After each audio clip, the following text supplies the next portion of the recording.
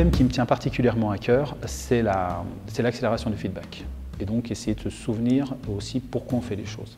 En fait, dans notre travail, on a une société qui est très technique, très technophile, et souvent en fait, on perd le pourquoi. Et aujourd'hui, on est connu et reconnu sur le marché pour être une société qui fait de l'automatisation, et en particulier de l'automatisation des systèmes d'information. Et souvent, nos clients, nos consultants, voire nos partenaires, oublient pourquoi on le fait.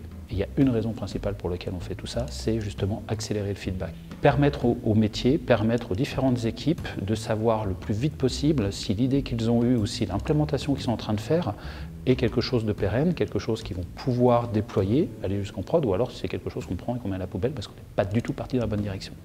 Donc on n'automatise pas juste pour dire j'ai quelque chose, j'appuie et hop, c'est magique, ça fait des paillettes et pas tout. Non, on automatise derrière pour accélérer le feedback et faire en sorte finalement de gagner en productivité. Il y a 11 ans, il y avait les systèmes n'étaient pas pensés pour être nativement interopérables.